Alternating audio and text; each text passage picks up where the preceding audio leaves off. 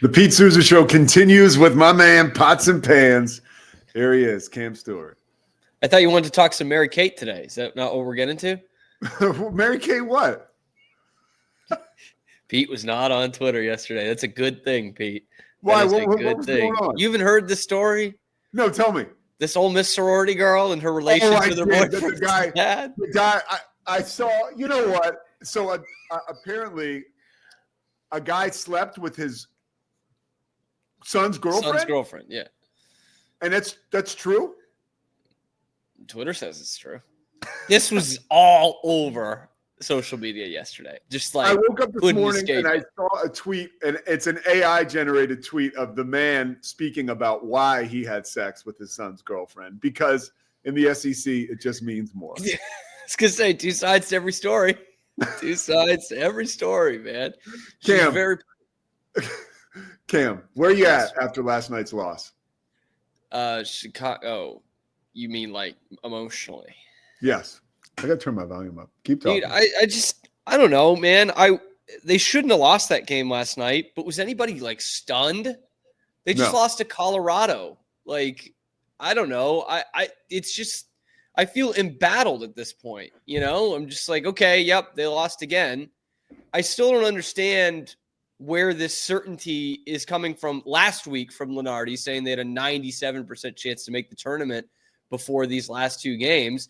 Now that's got to be slipping pretty good after losing to two of the bottom five teams in the conference, including a team you beat by 20 points. Beat by 20 points last month. Held them to 46 in the whole game. They had 39 in the first half in the game last night. At this point, Pete, the way I look at it is like nothing you can do. Their next game is in March. You're not changing anything. This team that's out there is what they are.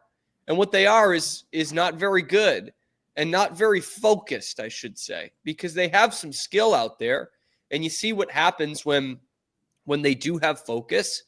At least this one was for a whole half and not for a final 2 minutes like most of their games when they're actually showing some effort. But there's one play that really stuck out to me in the game last night that I think is a microcosm of the season. It's right before halftime. Okay, Cincinnati gets an offensive rebound with about 24 seconds left. And a good 8 or 10 seconds run off the clock before they stop the game because the shot clock was supposed to reset to 20, not turn off under 24 seconds. So they go to the monitor, they do it. So this is like a 2 or 3 minute delay going to the monitor and figuring this time out. And obviously, both sets of coaches know what's going on here. I have no doubt that Scott Drew and his coaching staff are like, okay, if we get the ball, we're going to have about 4 seconds left here. And they run down the clock. Cincinnati runs down the clock. Baylor gets a rebound. And with 4.5 seconds, Jalen Celestine just throws up a goddamn half-court prayer with 4 seconds left. And everyone in the arena is like, what the hell are you doing? And to me, I'm like, what are these guys doing for this 2 or 3 minutes? That's like Chris Webber calling the timeout when there's no timeouts. How low of a basketball IQ do you have to sit there for those full 2 or 3 minutes, knowing that you're going to have 4 to 5 seconds left and just throwing it as soon as you touch the ball? That to me is the perfect encapsulation. This team does have talent, although it doesn't look like it a lot of the time. They just don't have any focus, any cohesiveness. And oh yeah, by the way, does that become a big possession? They lose the game by 2 points. Do you look back at that and think, hey, maybe we would have liked a shot at the rim, a real look at the rim when we have 4.5 seconds. Instead, Cincinnati gets a look after that and misses their heave. But I think it hits the rim. It's that is what I'm talking about with this team. It looks like a lot of the time that they just don't have talent, but clearly they do. They don't have any direction. They don't have any cohesiveness. They don't have any team in this team. Yeah, it's odd because I see them come together every time there's a stoppage of the court. And, there's Norshad and he's got everybody huddled around. And it seems like they want to be close, right? But there's something missing there. They're missing that connective tissue that has made them so good in years past. Do you allocate that to injuries? Do you allocate that to fatigue with some of the guys having to play more? or do you allocate that to, and I don't like to do this, and I truly don't like to do this, but like the brain drain from the staff, like, right? Like you lose Alvin Brooks, you lose John Jacobs. Like how much of that really is coming into play? Are we seeing some of that now transfer to the play on the floor? I think we've seen a little bit of all of that in this season, but like these are good coaches, and they have a great head coach. They have a Hall of Fame head coach. Like if it was just that, it would be figured out by March. You wouldn't be talking about 16-12. I think they're at now. Yeah. I just think I just don't think it's a good group. We've seen before. We've seen Baylor teams ravaged by injuries that come together and win big games. 2022, they at one point had Jeremy Sohan running the point before that was cool, like before that was happening in the NBA, right? And they won the conference. They had a share of the Big 12 regular season conference title, and they had guys out every game. LJ was out for 2 months. Sohan did miss some time. James Akinjo, their All-American point guard, missed some time. Jonathan Chamwa-Chachua goes down on Valentine's Day for the season, much like Joshua Jamwana, and they won the conference. And like, look at it on paper, the reputation that these players had going into the season, like that team talent-wise wasn't much different than this one. But there's just something that's not coming together at all. It's so bizarre to think how offensively challenged this team is when they've got a top 5 pick in the draft playing for them. I can't pinpoint any one thing, but like the injuries, sure, for some games, for the coaching staff, sure, maybe in the non-conference for 4 new starters. Yeah, sure, maybe in the non-conference. But other teams have to deal with that too, and other teams are playing better than they are. And it's just this group in particular. I don't even know if it's any one guy. Like it has not clicked. I feel like Norchad is playing his ass off. I feel like we're hard on him. I feel like even King was a little hard on him last night. I'll have to talk to my man King. I talked to him about this last week too. I said, are we underappreciating Norchad Omier? Probably. And I don't think he's like this dumbass who finds himself getting into foul trouble all the time. I think he's just trying to carry this team on his back. I don't think some of those fouls have been stupid in the past. I think I think there's some times where you question the basketball IQ for a guy who's played a lot of college basketball games. Yeah, but he does. I'm not going to disagree with you in terms of the effort. He is. He's not like, as much as he can carry this team. This is what a team looks like when Norchad Omier is your number one guy, right? Like I have a feeling like it's ugly. It's a grind. Like even last night, they almost won or tied it on an ugly ass putback by Norchad. I mean, that was like he's so tired.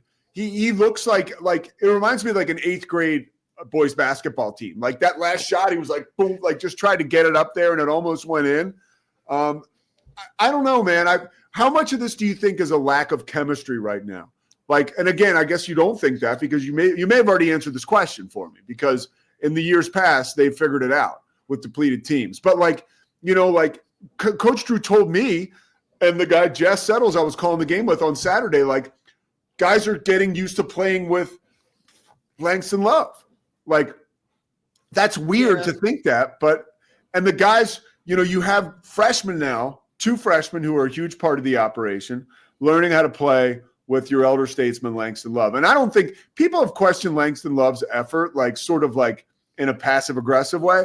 I don't know if that's it. I think he might just be I think he might be tired as well. Like the one, I didn't love the possession where it was like, all right, let's clear out and go one-on-one for Langston. Like towards the end of the game, that was like, he's not that good of a player. Huh? Yeah, I don't know if that was the conversation he had in the huddle. Like, come on, coach. Like, I can take this guy. Jimmy Chitwood? Yeah, I can make it. But yeah, things look ugly. All right, here's another question I got for you, and then I want to ask you about JJ Joe. But Coach Drew, after the game, said, I really like the way we played in the second half. He was not being like, he wasn't pouring like syrup on shit and calling it pancakes. Like, hey, like I did like the way we played in the second half. If there's one thing to pull from this, if we can be that team going forward and find a way to be that team, like we've got a shot. Do you think there's any possibility that this team, because as much as coaches will tell you there's no place to hide in the Big 12, a good place to hide out is Oklahoma State at home. I don't you care would think. who You they would beat think. last night. Yeah. I don't care. They beat Iowa State. That's a horseshoe up the rear end, if you ask me. Every team's got one of those, Yeah. I think Oklahoma State's not very good, and I think that is a game where you can get right. Yeah, you have to. Yeah. You have to. I mean, but if you lose that game, this team has a chance to do anything in the postseason? Pete, I mean, you like to call me Debbie Downer kind of thing, but they have No, a chance. I won't judge you for this. They have a chance because they rolled the basketballs out. Yeah. It's postseason college basketball. Anyone's got a chance at anything. Yeah. But I would also say those teams that kind of go Cinderella or can pull off the major upset, at least for one game, they can usually shoot the lights out or something. Baylor can't do that. They just don't do the things that could usually lead to a big one-off upset. But certainly, I mean, you could have a game where VJ goes for 32 points and, Jeremy Roach maybe hits some threes and Norchad has a double-double and you win a closely contested tournament game. I believe that. And I'll also say about what Scott said, I kind of gave him the benefit of the doubt on this last night in my post game. I was saying this not for nothing, but usually, and what you certainly saw up close and personal in Colorado on Saturday, for a lot of their losses, it's like they go through the motions for 35 minutes, 36 minutes, and then they put in a hell of a shift and they make it interesting, which is what they did against Colorado, right? Yeah. I mean, Colorado, I think, was trying to throw that game, shave some points or something. I don't know what the hell happened in the last 2 minutes. But at least in this game, they did it for a whole half, right? Like there's that Kansas game was another one. They just showed manic, crazy effort for a whole half and had one of the great comebacks in their history. And that was, you saw that great focused, determined effort in the second half last night for 20 minutes rather than 3. So I think that is something. It sounds like such a loser mentality, but it's like that is something that you didn't have to wait that long for it to get turned on. But once again, it's like this is where Scott Drew is saying there's no off nights in the Big 12. I mean, you rested on your laurels for 10 minutes, really, in that first half, and Cincinnati went nuts. I think they hit 7 of their first 12 threes or something like that, and you can't afford to dig yourself a hole like that in this league, specifically on the road. Maybe you can get away with it against a bad Oklahoma State team at home on Saturday, but not against a team that's playing in front of 11,000 in a home crowd that is on the bubble, that is looking to make the tournament. It's just not going to happen. And by the way, I think it's safe to say now, when you see Marino Dubravicic in the game, that is honestly, that looks like an L to me. I'm like, oh boy, like when he's in the game, you're especially late, right? When Norchad's in foul trouble and it's like, these are crucial minutes this dude's playing. And I talked to somebody around Baylor on Saturday before the game, and I was like, yeah, coach told us he might play Marino today. And he goes, I'll believe that when I see it. Well, we're seeing it. Just imagine you're in a sports bar just full of dudes, and there's one hot chick in a bikini with a couple of pitchers of beer. That's what it's like when Marino Dubravicic is on the floor. The other team's like, I know exactly where I'm going. I'm going right after that. It's and I feel for the kid. He's not. Yeah. When you sign a kid from Croatia in July, you're not expecting him to play meaningful minutes for you in late February in the Big 12. You're expecting him to be a project. And I will say Baylor brought this upon themselves by not getting enough depth at that position that could play at this level right now. But yeah, the kid. I think Coach Drew would admit that now. Yes, and I think he would also. He's not going to be up there and be like Marino Dubravicic -8. Man, he killed us tonight. I think they kind of know the score of how much they can play. Can you imagine if he was like, yeah, we were doing great. I can't play this fucking Dubravicic guy, man.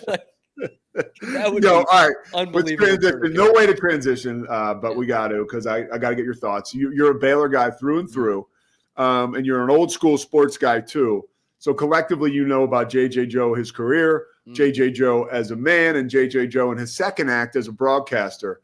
Can you put into context what he has meant to Baylor football and the university as a whole? Yeah. Obviously for people, if you're just joining us, J.J. Joe passing away unexpectedly. Yeah. in the past few days. Yeah, just horrible news. Like to hear that. I mean, young, right? About 50. It's just way, way, way too soon. And the first thing I would think about with JJ Joe is the word ambassador, right? Or servant leader, if you'd like that too. More so than just the football player and the broadcaster. Really great guy, never met a stranger kind of thing. I only ran into JJ a few times. I interviewed him a few times. He couldn't have been nicer. And I mean, you could just feel the love for Baylor too. Like, no joke. I mean, he loved talking about Baylor, propping up Baylor. A couple of my interviews with him were about Grant Taff. And I mean, just the love that he had talking about Coach Taff and the rise of this program. And certainly he's someone who went through a lot with Baylor football. He came in, he was a highly recruited guy at the time from Arlington Lamar, where Baylor was kind of in some transition in terms of going from some really good teams in the mid 80s, kind of not great at the late 80s, to pretty good again in the early 90s. And he was a big part of that. And he would always talk about the rise of this program. You could tell how proud it was for him, for the school and the program to be on the rise that it had, because then he sees, some terrible years in the late 90s. And by the time they're turning it around, he's in the broadcast booth with John Morris, and just really one of the staples of our Saturdays, man. And just such a nice guy around the press box and with young reporters. And this is a huge loss. Like this really sucks for a guy who was such a part of the Baylor community, not just the football team. Brutal, man. It's just awful. And I know, plenty of our friends in the Waco media were even closer to him. Our guy Mosley has known JJ forever. Like, I mean, he's known JJ. He watched JJ play in high school 35 years ago. So I know this is really tough for a lot of those people who have known him for a long time. It's just Mosley. I listened to some of those interviews, and you could tell there was a connection between the two of them. Oh yeah, and JJ. It was just, I got to interview him one time for that Inside the 12 show, and we got done and we looked around and we were like, dude, that's the best guy we've had on all year long. Like hell of an analyst too, man. Like truly amazing. Yeah. Like, really I didn't get to know him at all, but you would be hard pressed. You'd have to wake up early in the morning and spend all day. And I still don't know if you'd find somebody to say anything negative about him. Maybe an opposing defensive coordinator. Yeah, that's about your best bet. Yeah. How good was he as a player? I just want you to put on your historian cap. Well, to be fair, I was not there, but I watched a lot from that time. No, JJ was a good player, and actually probably a little underrated as a passer. Look at the highlights here on YouTube, man. He could chuck it. That's against the defending national champs, Colorado, by the way. But one of those like classic. And you didn't have a lot of these back then. You'd have kind of, the running quarterbacks and the passing quarterbacks. Dual threat was still not huge in the late 80s, early 90s. Yeah. But this was kind of early days of 11th guy you have to defend. And what I really appreciated, and I've heard a lot of this from Mosley and from Grant Taff over the years, was that Coach Taff would talk about he gave more responsibility to JJ Joe than any other quarterback he had. In terms of reading defenses, both at the line of scrimmage and once the ball is snapped. And JJ started a lot of games at Baylor and has a lot of records at Baylor, not just because of his athletic ability, but because of his intelligence and being another coach on the field. But those were some good teams, man. Those were some good teams in the early 90s, seeing the great legendary Grant Taff out with a Sun Bowl victory in 1992. The kids would say JJ was a problem. He was a problem. That's a guy you had to game plan around for sure. And the running ability was great. But again, underrated as a passer. JJ could sling that thing a little bit, man. And you look at the Baylor record books, and his name is all over it. And there's only a few clips of him playing in high school. I mean, talk about man amongst boys. He was phenomenal. So, yeah, good, hell of a player as well. Well, Cam, it's funny. On a day that's so sad, it's nice to, share a little joy about a guy who was very special to I know, like the Baylor family and, Baylor people all over the country. So I appreciate you doing that. Of course, man. And like, truly, there are so many people that knew JJ better than I did, but like, I think they'll all tell you, just absolute ray of sunshine.